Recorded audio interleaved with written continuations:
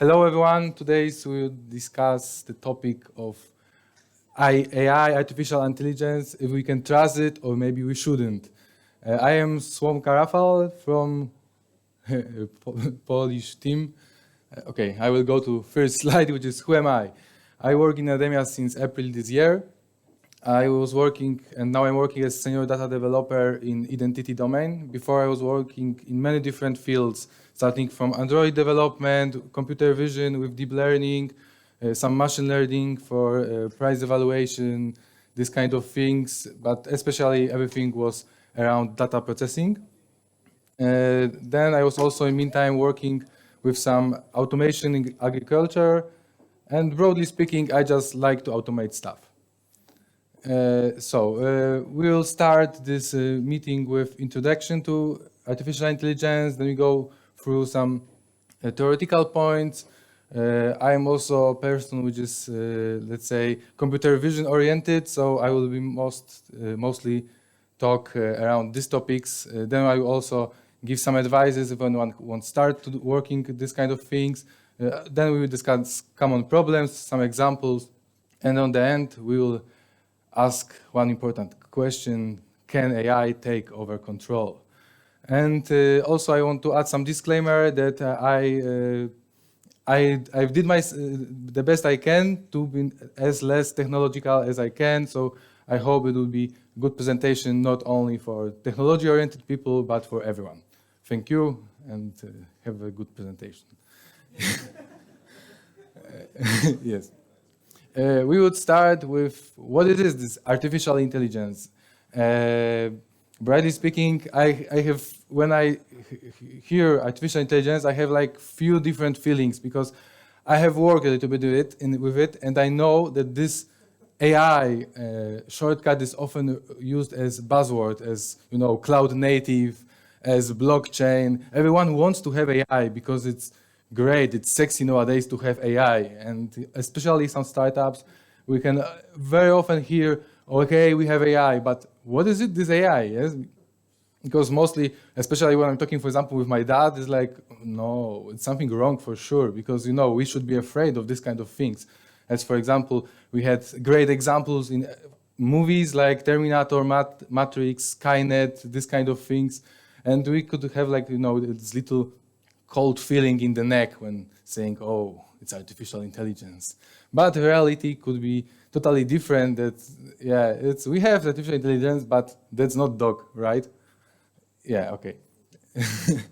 So I wanted to start this, what we think, and go further with this topic, that some of the people have like the view of it as something which can be a threat to us, which is that we can be like, AI can take our work, etc., that we do not have our positions and this kind of thing. So this, I can say that some afraidness. And then also this other point, especially as I have started with, that in marketing, often AI is used as some buzzword to sell products, or just to say, okay, we have AI, it's great, whoa, it's the best technology, and it is like solution for everything, some magic wand, yes? But in reality, the AI we have now, it's just another technology which is not always the best, which just a technology which should be chosen dependently on the task we have to handle. And also the AI we have now, it's narrow task oriented, so it's mainly doing only one thing, not like we do not have any singularity which can take decisions composed of many components and which can think creatively. We are not there yet. Also, it requires a lot of work to create one because the input must be properly prepared to be understood by computers. And here we come to some division of artificial intelligence, and the one we have now and which we are working, on which we have researches right now, it's called artificial narrow intelligence or weak intelligence, because it's only oriented per one task mostly. As I said, it's only like only checking if there is a car on the image, for example, not thinking or anything like this. These are another types which right now are abstract and which could happen in the future, but we don't have them yet. There's like artificial general intelligence, which would be like close to which, with some creativity in it, and also the super intelligence, which we could have seen in movies like Matrix, yes, or this kind of things. But we are not there yet. So I think that I can summarize it somehow that artificial intelligence at all, like the taking this whole topics, this, you know, this what we have, what we don't have, but talking in general, there is some way for, these are computers which are capable of doing human-like cognitive tasks. So we will jump to some types of AI, and also when we are reading about it, hearing, watching many things, we can, or maybe not watching, but like mainly with some, you know, presentations like this, or in some technical or semi-technical blogs, you can read that, for example, people often use artificial intelligence, machine learning, and deep learning as equal, but they are different things. They are subsets of each other. AI is something bright, then we have machine learning, and then the deeper, when you go deep, deeper type of machine learning is deep learning. So we will go through all of them. First of all, this machine learning. What is machine learning? As a name can say to us, it's like that we are trying to learn, to make machines learn. Yes, and how we can do so? First main point of machine learning, and then we want to create some model. Model is something to which we can give some input, and it gives us other output. Like it takes some decision based on some information we give to it. Model consists of two things. There is one which is this architecture, and this thing which we teach during machine learning process are the state of the model. So on the beginning, we just choose some architecture, and in the learning process, it learns some parameters which allows it to basically complete tasks we want it for. And first important thing in machine learning is that they need data, because the difference between the let's say traditional programming, when we can define the logic, when we say if you receive, let's say, it's a car and it's red, say it's Ferrari, yes? And it's easy to do. But the problem, we come with bigger problems when you have tasks like, for example, how much house will cost. And there we can have a lot of data, like, for example, information if this semi-detached house is apartment, does it have a garden or no, how much bathrooms it have, and this kind of things. And, for example, from the history of houses we sold, we can have the cost of this house. And based on it, we can propagate this data through our model and teach it to be able to give us the output. Then, for example, we teach on this data we had, and then we came with new data, and based on this data, the model can give us the more or less price for this house, for example. And why is this? Why it can be complicated? Because in machine learning, the data need to be processed or pre-processed in a way which will be understandable for computers. So, like example on the bottom here, we have that this was some information about NBA players, and here we have teams of NBA players. And when we give to computer the name of the team, for computer is just, you know, some text. So we need to feature engineering this to apply feature engineering to this kind of information. So it would be just numbers which computer can understand. So we have two things. We have a model which we need to teach something based on the data. We have prepared data which we can put into a model and teach it to be capable of taking some decisions. But okay, when do we know if the model is already taught or not? Then we have something which is called loss function, fitness, or score function. It depends on the topic we are taking care of. And this is somehow something we can evaluate model or validate the model, how good it performs. And that's the most important thing in machine learning, because without having the proper definition of done, we cannot say if our model is ready to use or not. Then, of course, we have types of this machine learning. These are like three main of, I would say that I will show you three main of them, because we can, of course, mix them between, and also there's more of them. For example, supervised learning. Supervised learning is like basically what I started before, that we have some data which are labeled. We have features of houses and the prices of these houses, so they are labeled with prices. Or for example, we have, I don't know, a list of the people with or we have, for example, images of different dogs, and then every image is labeled with what kind of dog is it, and then this data are labeled, so we can teach the model based on the pre-labeled data by the human, so it can like learn learn itself from this data with some human labeled it before. Also, we have really often situations where we have a lot of data, but they are not labeled in any way. This is an unsupervised learning, which means that we are not supervising the model with the result it should achieve. For example, let's say you have a lot of customers, and for example, some customers are likely to buying one kind of product, another buy another kind of product, and you want to cluster them into groups, so you can create marketing strategies to target them to every of this group. Unsupervised learning allows us to do something like this. There is also something which is called reinforcement learning.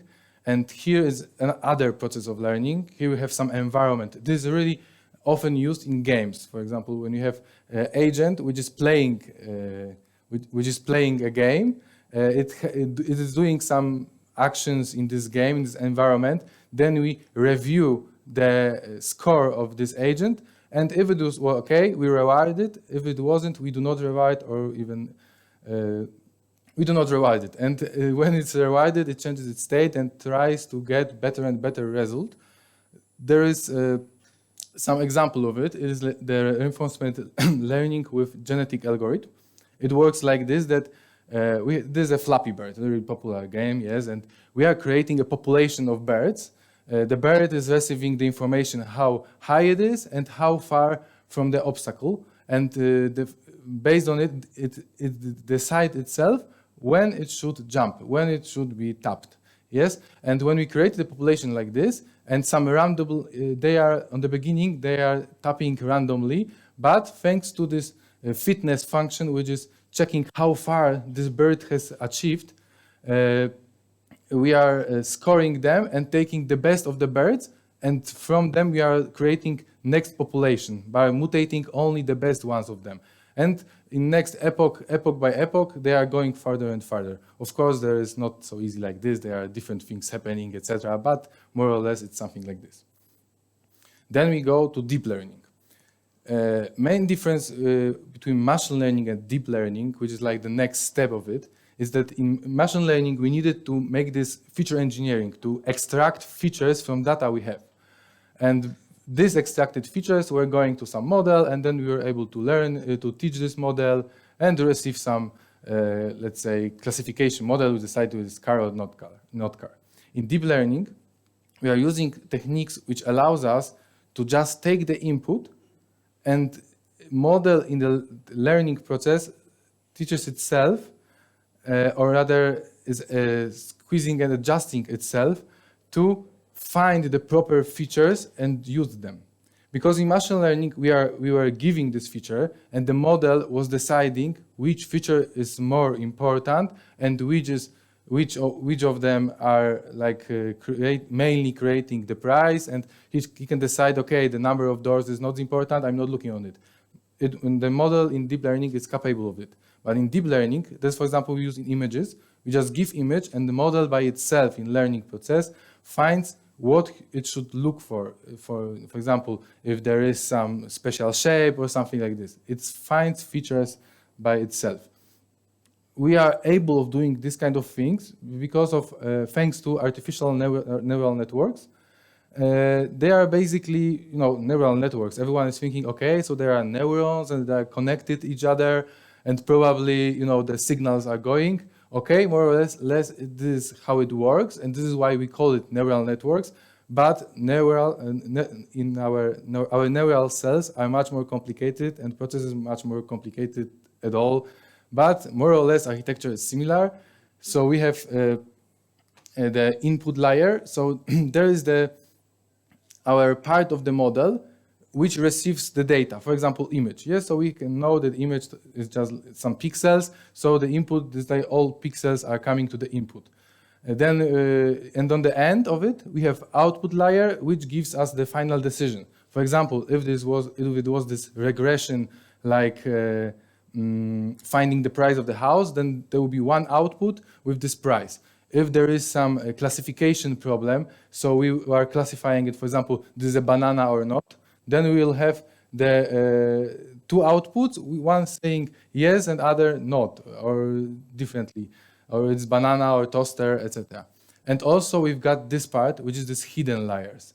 And this is something that when we use model, there is a black box for us. We don't know what's inside. We are just giving input, receiving output.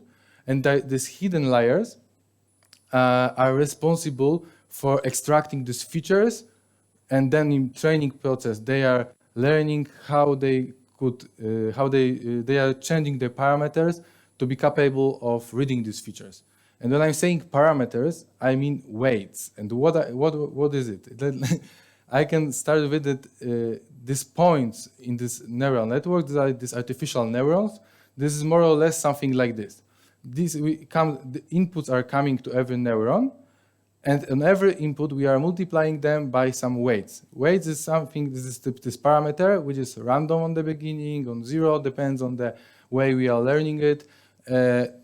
And in the learning process, this weight is changing. So on the finished model, it is activating our signal when it needs to process this information, or to say yes or no, or to make price bigger or smaller, etc. Yeah, and so this input is just multiplied by this weight. Weights are things which are changed in the learning process. There is some transfer function and just some functions like normal mathematical function, which we are just deciding if the signal should go further or not, or should go but changed, etc. And this is like when we have this is like our body of function, and input are these multiplied inputs by weights, and then we received output, which goes to another neuron as input, at least if it's not the output layer.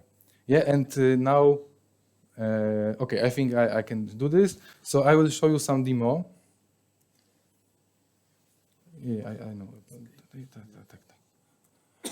That's created by Google. There's a TensorFlow playground. And here we can see that these are some input neurons created here. Here we have these hidden layers and output. Here we have some domain of two different let's say it's just some classification problem, and we have domain of two different inputs, which should be classified as when they come to neural network, they should be classified as different classes. Yes, so we can run, for example, some learning process, and we can see that how neural network is learning itself to distinguish between these two groups. The thicker lines mean that weight of the neuron is higher, and the thinner that it's smaller. Yes. Okay, but we see we have some small neural network, and here there's not ideal shape, and we can make some experiments. We can give more hidden layers, more neurons, etc., different inputs, and then we will see that first, training process is longer, but here, for example, we can see that the shape is better, but it's just a short experiment to show you how it can work, but yeah, something like this. Yeah, so then we have now know what are these neural networks. how they more or less work. And now we can jump to computer vision, because I said I'm more computer vision oriented guy.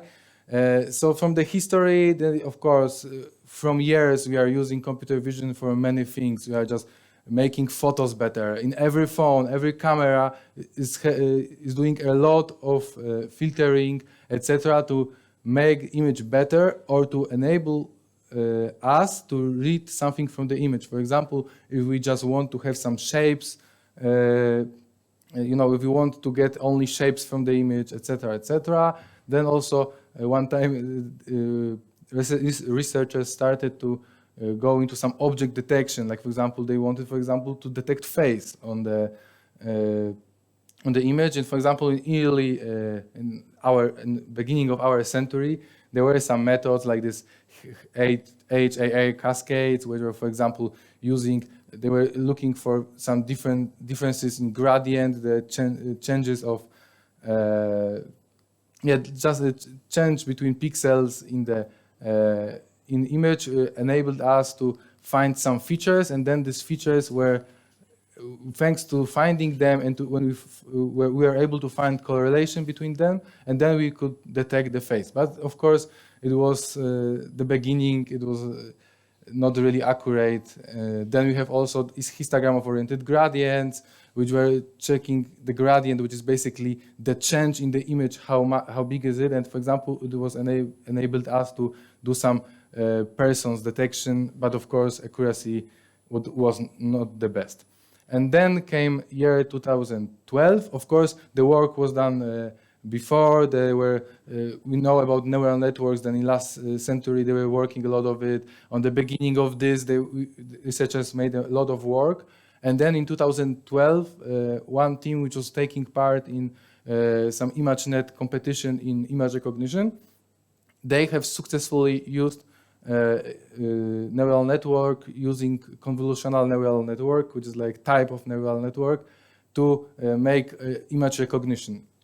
And in this image recognition, it was, I don't remember, for example, every year they were like making small, let's say 10th part of percent improvement. And when they went to this method, they've made a skip of 5 points in percent, 5 percentage points. So it was a huge jump.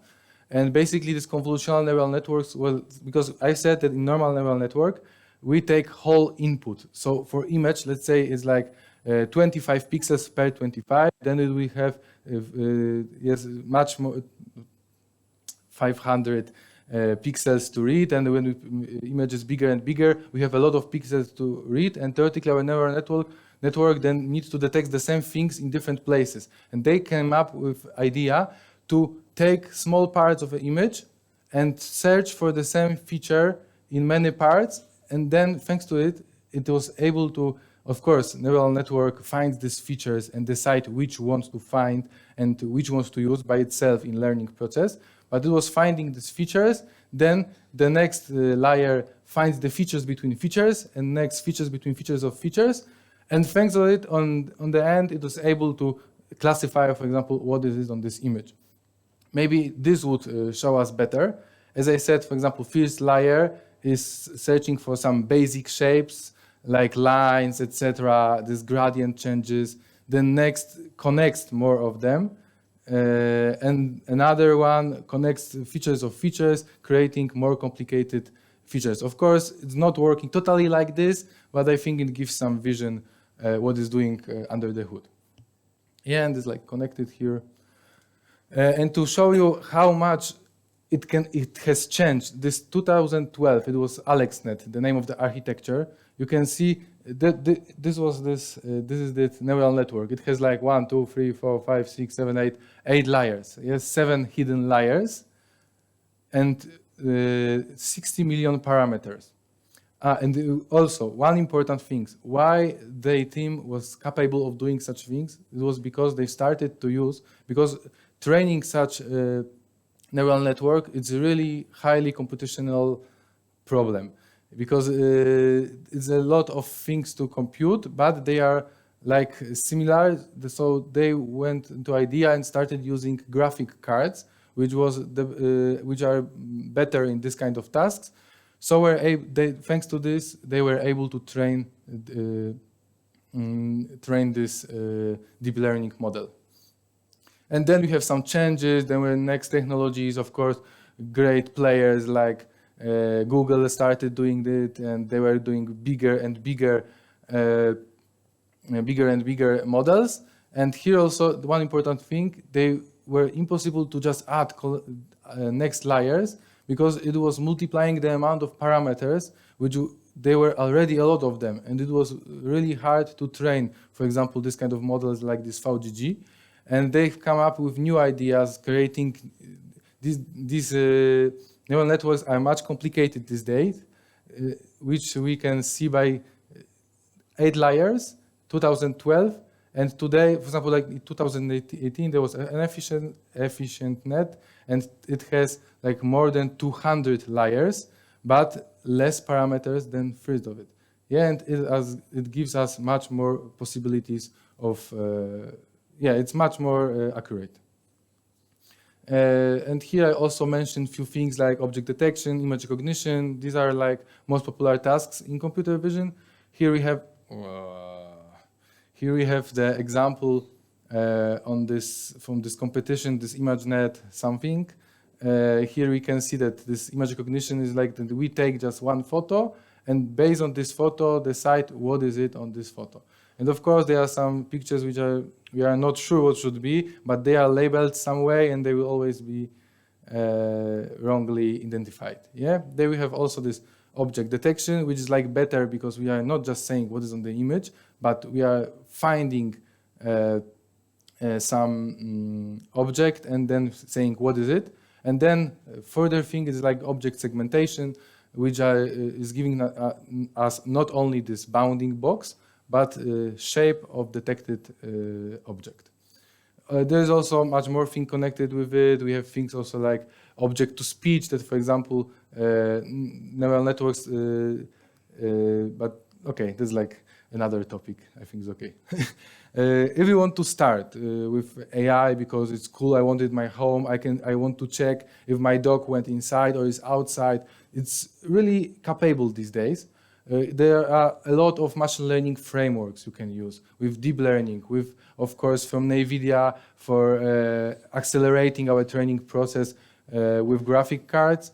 Main problem with training any machine learning model, and especially deep learning model, is data, because we need really a lot of data.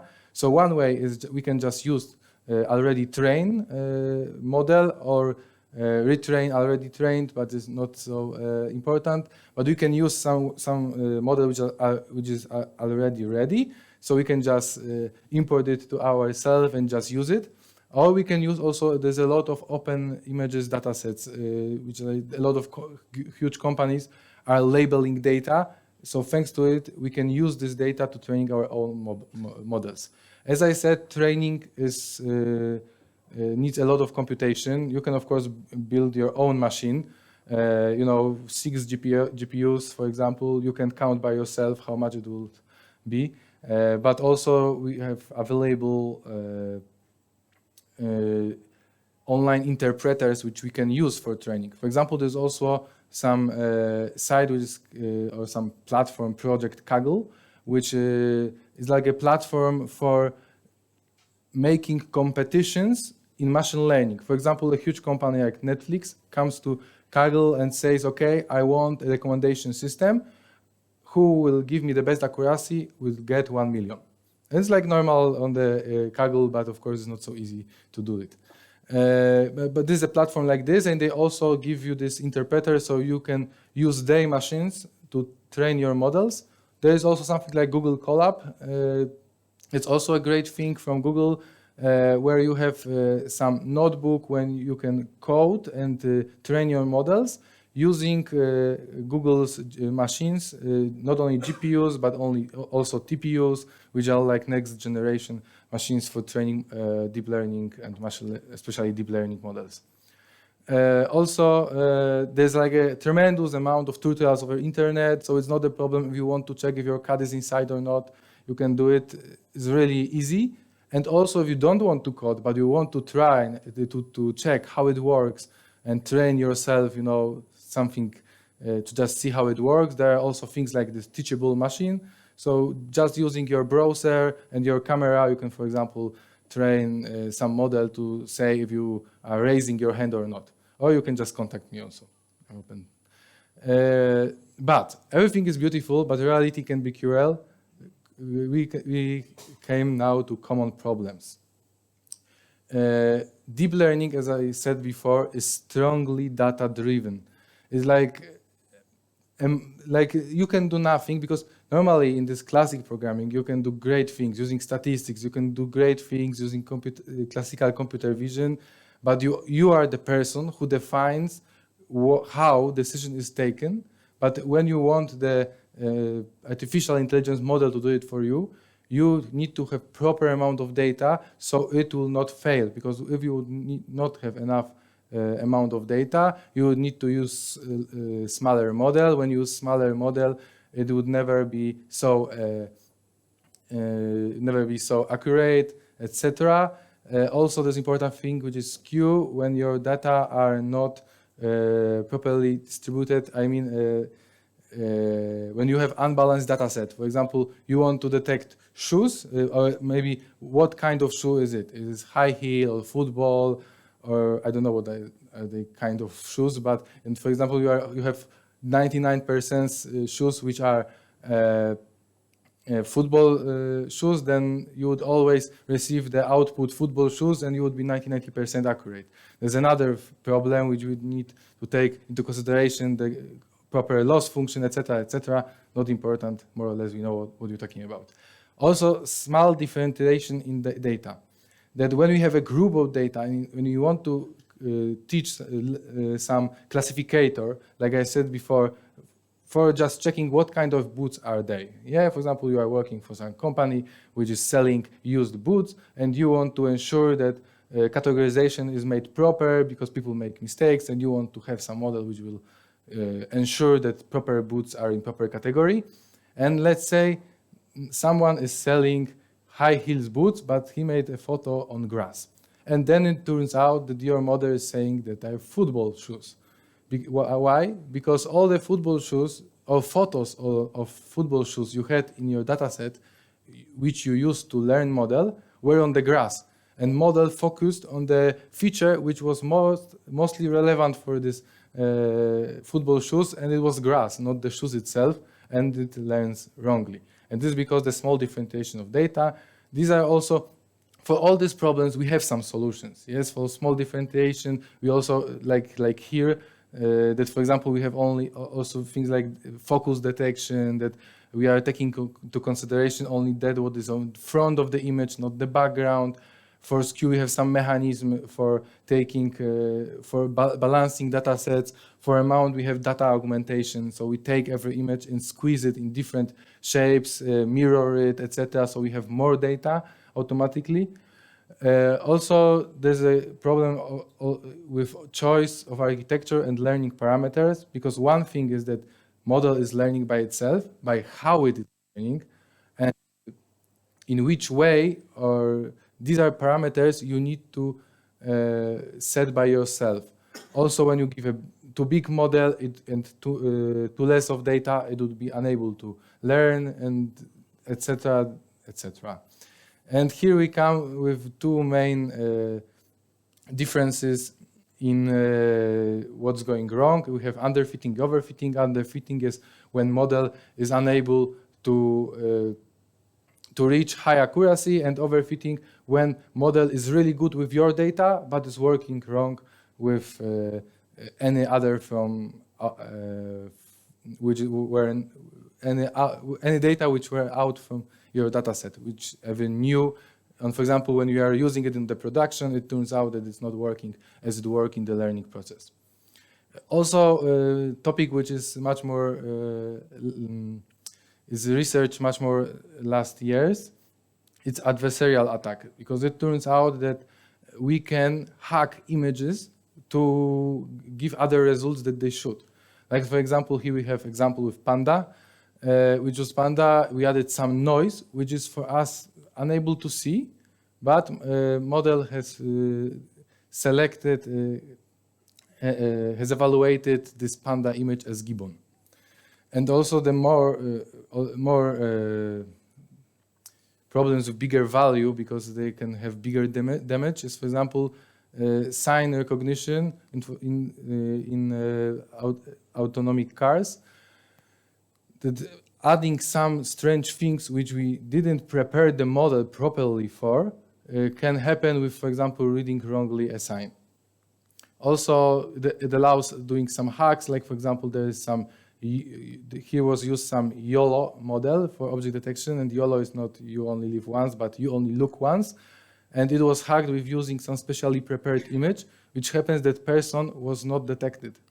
And the same here, classification, some classifier, which the researchers developed some sticker. When they put it on the table next to the thing they want to recognize, it totally changed the classification, yeah? And from banana to toaster, like here. Okay, but we are improving reality every day. We have problems, but we are fighting them. As I said, we have methods for making things better. And there are things which are starting to work, yes, like autonomous driving. Of course, we have problems with too many light. There are many things which are not working properly 100%, but as far as we are developing it further and further, it's better and better. Yes. Next, for example, agriculture automation. These days we have more and more problems in agriculture that we should not use, for example, spraying for weeds. And so removing weeds mechanically comes back, but there's a problem because no one wants to go to the field and make it by hand. But we are able now, thanks to object detection, to create some autonomous robots which can distinguish our plants and weeds and then remove weeds, for example. Then also some recommendation systems, like in Netflix, probably everybody knows, but I don't know if everybody knows that, for example, depending on what you watch, you receive another picture per movie. Yes, so if someone is a comedy fan, then give him something like this, and there is different. There's everything. There's also, I will go back to this, but as we can see, it can impact really, really high. There are much more of examples: face recognition, X-ray analysis for in medication. There's more and more every day of AI usage. Manufacturer defect inspection, like on the right, with, for example, checking thousands or maybe hundreds of, for example, listers like here per minute, which humans are not capable of doing it. Some self-checkouts in autonomous shops, which we see more and more. Fraud detection in banks is used every day right now. Text-to-speech and speech-to-text, yes, and face swapping. They're also may be harmful, but it's really these technologies are working better and better every day. And we are coming back to the end with the question: so can I take over control over the world or not? I think that after the presentation, we know that this artificial general intelligence and artificial superintelligence is still out of the reach. A lot of research has been done in recent years, and it's like great thing in this artificial intelligence domain is like really nice when you look, because everything is open sourced. All the researches, even by Google, by Facebook, everything is open sourced. And thanks to this, then everyone knows about the recent thing which were developed. They can develop it better, and it's changed day by day and faster. It's really fast. Now when you work with this kind of technologies, you need to be aware, because sometimes you can work on it and you look, and next day you come to work and already someone has made it better. So you don't need to do it by yourself, yes. Also, it's not always the best solution always. You need to remember that it's not nice for marketing, but we need to remember that like every technology is just not only technology. It needs to be used when it's really needed to be used, not to put it everywhere. and also it's biased. It's something I haven't said before, but it's important that when we teach a machine learning model, it's always it responds in the way it was in data. So, for example, if data were racist, model will be racist. If data were like moved into some direction because people were labeling data which prefer dogs than cats, and okay, maybe it's the wrong example, but they are biased.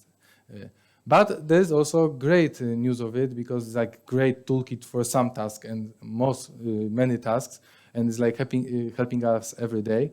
It enables us new possibilities which were unreachable before, like checking these listers per every, a lot of them, these agricultural examples, detecting cancer. It's like before, now you can teach model by having data from the best specialists, because people make mistakes. AI make mistakes only based on our mistakes, mostly. And as I said, helps in limitation of some manual labor, which we are sometimes even not able to do. So can AI take over control? I think itself now not, but for sure it's a really, really powerful tool which can allow other institutions, companies take over control of the world or help. But so it's like every technology need to be good hands. Thank you.